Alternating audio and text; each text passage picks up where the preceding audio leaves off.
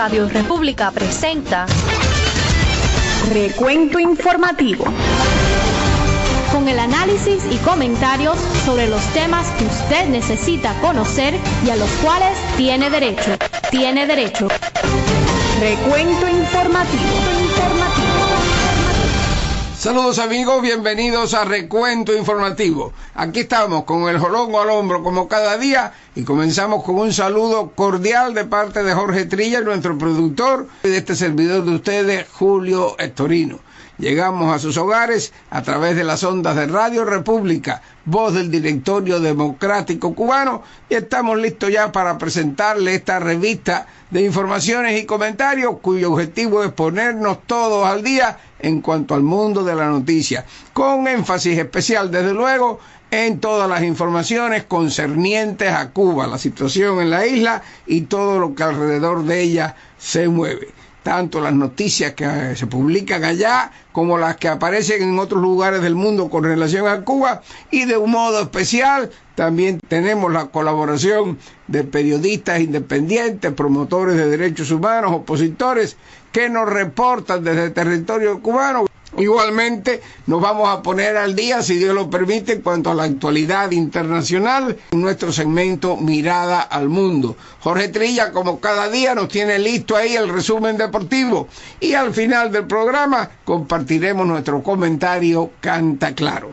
Esto pues lo hacemos todos los días con un gran empeño, con verdadero interés en que llegue a ustedes el mejor producto informativo posible y aspirando a que ustedes nos ayuden a divulgarlo, a comentarlo, a poner al tanto a sus vecinos de Radio República de este programa. Ayúdelos a ellos a encontrar nuestra emisora en la onda corta. En fin de cuentas, que todos trabajamos en lo mismo, ustedes y nosotros, en que la verdad se difunda cada vez más, porque la verdad nos hace libres.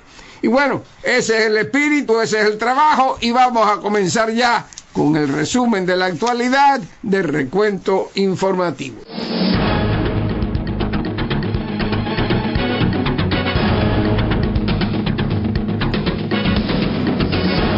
Hoy es jueves 6 de febrero de 2014 y estos son los titulares de las principales informaciones. Liberados por las fuerzas represivas de la dictadura castrista, los dirigentes opositores Jorge Luis García Antúnez e Iris Pérez Aguilera, tras una movilización internacional a consecuencia de su arresto y el saqueo de su vivienda por parte del régimen en el día de ayer. En Villa Clara, más de 18.400 reses murieron en el año 2013 debido a falta de alimentos y cuidados. El periodista independiente Orlando Freire Santana, a través de Cubanet, hace un extenso reportaje acerca de la falta de productos para la higiene en Cuba, especialmente desodorante. Mientras tanto, también otro periodista independiente, Camilo Ernesto Olivera Piedro, desde Guanabacoa, está reportando cómo parece que se viene abajo la casa natal del inmortal Bola de Nieve. La médico cubana que pidió asilo en Brasil y en Estados Unidos dice que fue engañada por el régimen castrista. Y a propósito de la fuga de esta doctora del contingente internacionalista enviado a Brasil, el periódico madrileño El País publica en su sección de internacionales un recuento que dice que unos 5.000 profesionales de la salud cubanos se han ido de las misiones internacionalistas en los últimos 10 años. En Santi Espíritu se produce un grave accidente en una fábrica de productos pirotécnicos y la revista Espacio Laical de la Iglesia Católica en La Habana pide a los gobiernos que no se erijan en jueces sobre el régimen castrista. Tendremos más informaciones, también las internacionales. Enseguida regresamos con los detalles.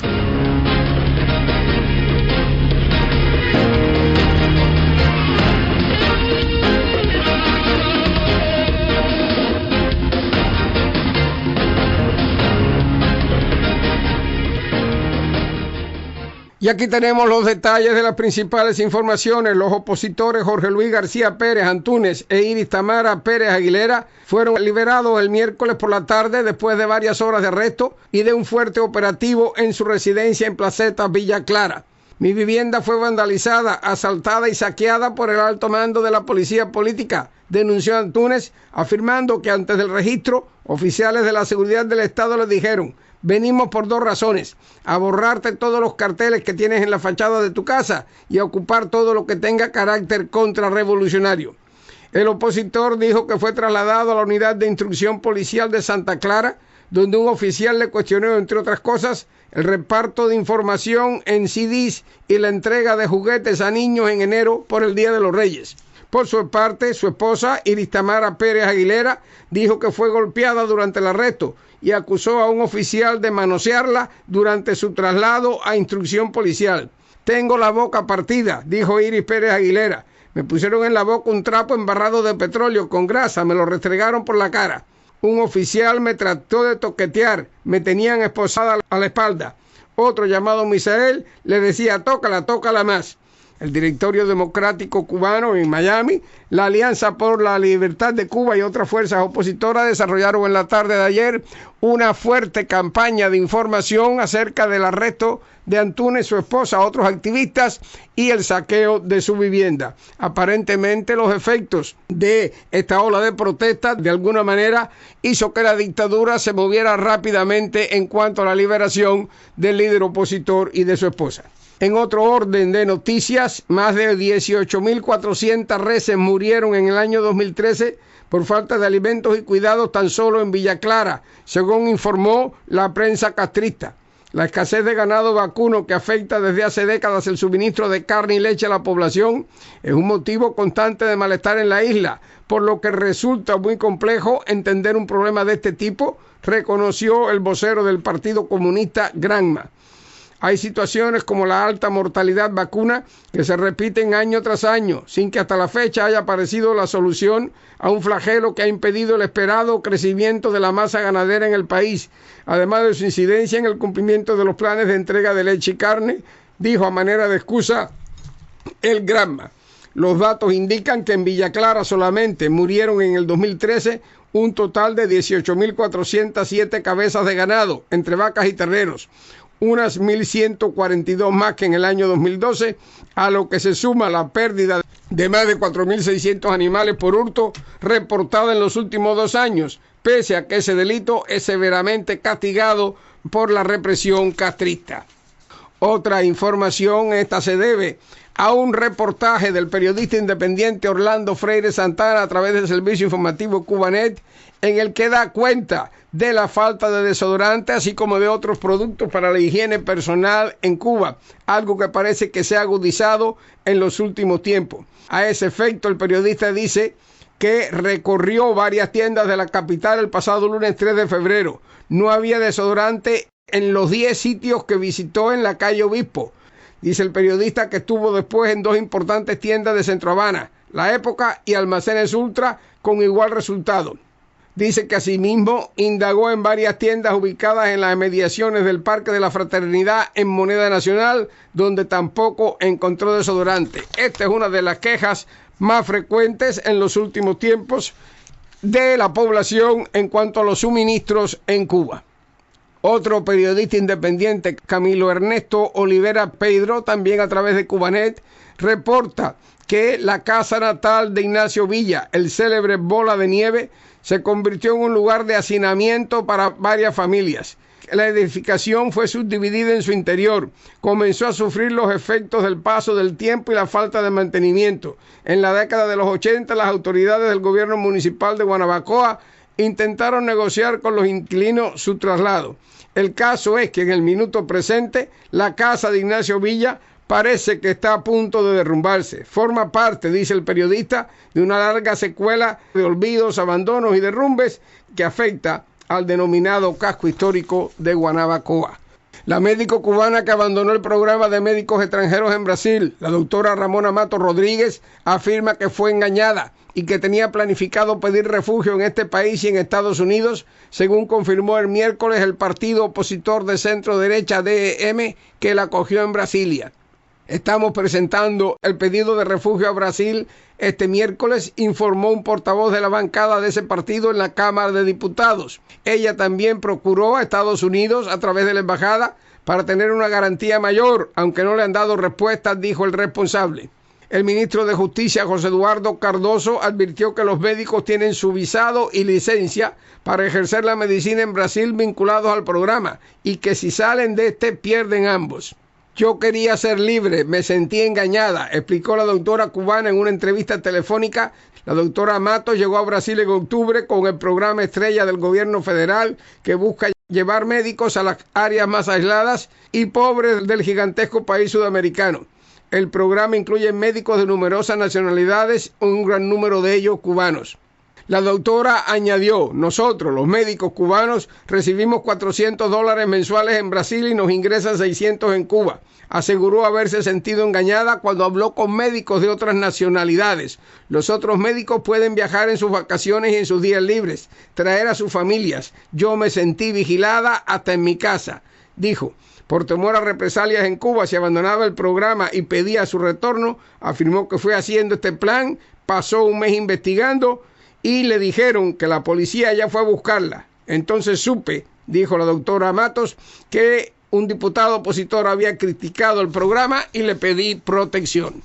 Y a propósito de esta información, el diario español El País de Madrid dice que cada semana la organización cubanoamericana con sede en Miami, Solidaridad Sin Fronteras, recibe entre 7 u 8 llamadas de médicos cubanos que prestan servicios en la región y que quieren escapar. Más del 90% de esas llamadas provienen de Venezuela, unas pocas de Nicaragua y de Bolivia, y se prevé que pronto pondrían a repicar los teléfonos desde Brasil.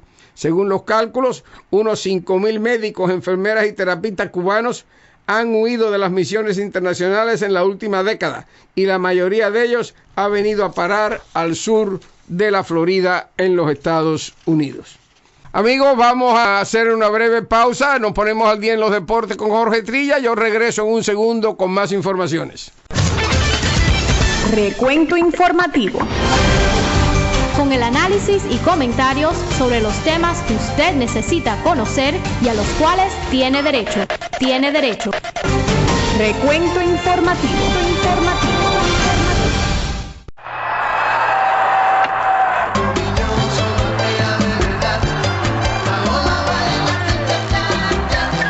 Recuento deportivo. Saludos amigos, para ustedes noticias y comentarios del maravilloso mundo de los deportes. Vamos al fútbol. Real Madrid le pasó por encima al flamante líder del fútbol español, el Atlético de Madrid, al derrotarlos ayer miércoles 3-0 en las semifinales de la Copa del Rey. Pepe abrió la cuenta a los 17 minutos cuando su remate se desvió en un jugador del Atlético y burló al arquero rojiblanco. Los merengues aumentaron la diferencia a los 57 con un formidable gol de Yesé tras un magistral pase de Ángel Di María. El argentino hizo el tercero a los 73 con otro remate que se desvió también en un jugador rival. Por su parte, el Barcelona hizo lo suyo para aumentar las probabilidades de un duelo contra el Real Madrid en la final de la Copa del Rey del 19 de abril al superar a la Real Sociedad 2-0 con un tanto a la cuenta de Sergio Busquets y el otro por un autogol de los vascos. Pero en San Sebastián están indignados, y con razón, con el árbitro José Luis González, ya que este no le señaló un penalti a su favor luego de una evidente falta de Javier Mascherano sobre Carlos Vela en el minuto 42, cuando había un empate a 0 en el marcador. Esta jugada fue decisiva en el partido del Camp Nou. Y nos vamos al béisbol. Puerto Rico doblegó ayer miércoles 5-4 a Venezuela y se convirtió en el cuarto y último equipo clasificado para las semifinales de la Serie del Caribe, lo que selló también la eliminación de Cuba en su regreso al certamen tras 54 años de ausencia. Villa Clara, el conjunto representativo de Cuba, tuvo una actuación decepcionante, salvo la buena demostración del derecho vicio André Odelín ante los indios de Mayagüez. Todo lo demás es para el olvido. Mala defensiva, mala oportunidad al bate, ausencia de jugadas, pero sobre todo un cuerpo monticular sin nada para dominar en este tipo de béisbol. Y no solo por la calidad y velocidad de los envíos, sino por un pensamiento táctico también pésimo. Adiós a la Serie del Caribe para Cuba. Pero ¿realmente nos sorprendemos o ya nos vamos malamente acostumbrando a los fracasos de nuestros equipos de pelota? Ahora veremos los lamentos y las críticas en la prensa y en los responsables deportivos, que si el manager, que si debió llevarse a tal o cual jugador, que si la Serie Nacional tiene muchos equipos. Pura retórica, amigos. No le echen más la culpa al mono. sino al que sostiene su cadena. Y ya nos despedimos, amigos. Queden en sintonía con Recuento Informativo. Hasta la próxima.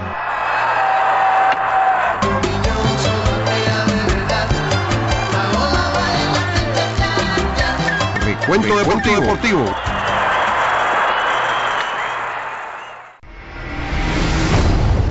Escuche por Radio República en su espacio Cuando los pueblos deciden. Compañeros, la alucinación nos ha dado todo. Es nuestra vida. ¡Viva la alucinación! ¿La alucinación? ¿Qué es la alucinación? Es un mundo lleno de trampas, consignas ideológicas vacías, capaz de maravillar a las personas que no hayan descubierto su falsedad y de obligar a las demás a disimular su rechazo por miedo a las represalias. ¿Como si llevaran una máscara? Una máscara que podemos romper. La alucinación, una obra testimonial de Javier de Céspedes en versión novelada para la radio. Escuche por Radio República. La alucinación. La alucinación. Recuento informativo. Brevemente, otra información que ha llegado, amigos, dice que el pasado lunes 3 de febrero en el poblado de Sasa del Medio, en Santi Espíritus, una gran explosión del taller de pirotecnia El Palenque dejó 2 heridos de gravedad que se encuentran hospitalizados en la cabecera provincial. Las lesiones y quemaduras son de gravedad y sus estados son críticos. Quedaron lesionados los trabajadores Javier Iván Rodríguez, de 45 años de edad, y Raidel Sobrino Machado, de 42, ambos residentes en Sasa del Medio e ingresados en estos momentos en el Hospital Provincial General Camilo Cienfuegos, según reportó el diario local Escambray del Partido Comunista. La información llega a través de la periodista independiente Aymara Peña González con el servicio Cubanet. Vamos ahora, amigos, a darle ya la bienvenida a las voces que desde Cuba nos reportan de la situación en la isla. Adelante con las voces de Cuba. La tarde del 5 de febrero de 2014 y acabo de ser liberado.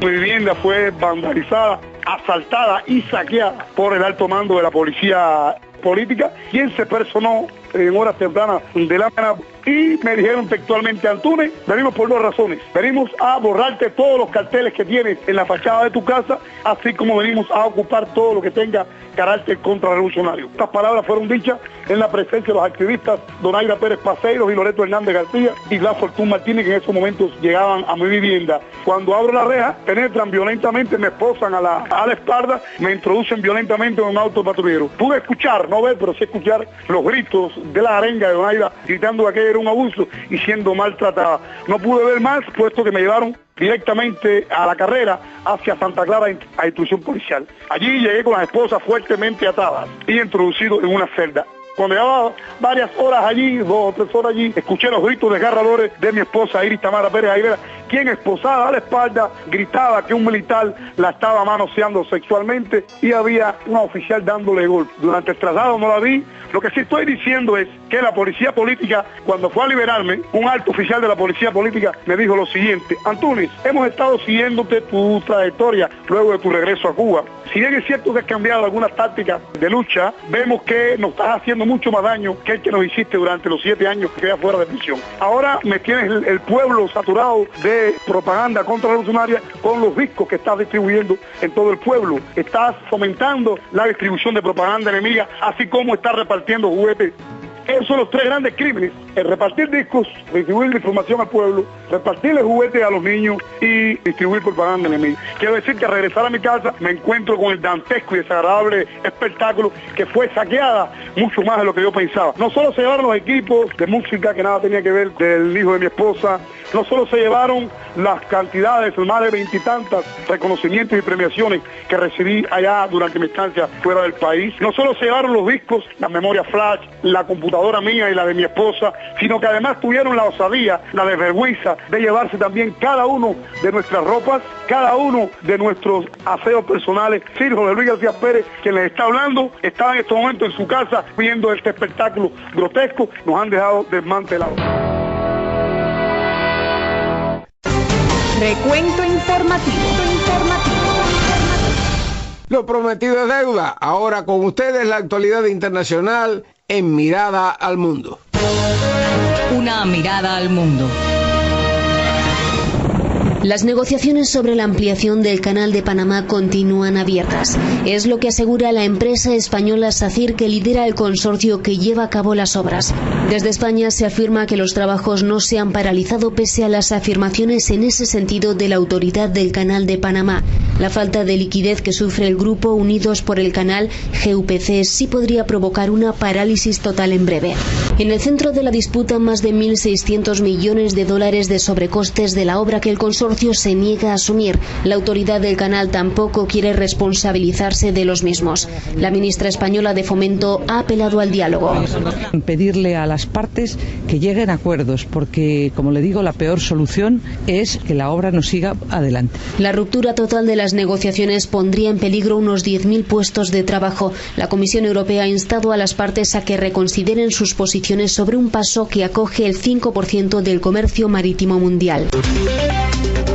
Una nueva amenaza se respira en Sochi. Estados Unidos ha pedido a las aerolíneas que vuelen a Rusia que extremen las precauciones y vigilen posibles explosivos escondidos en tubos de pasta de dientes.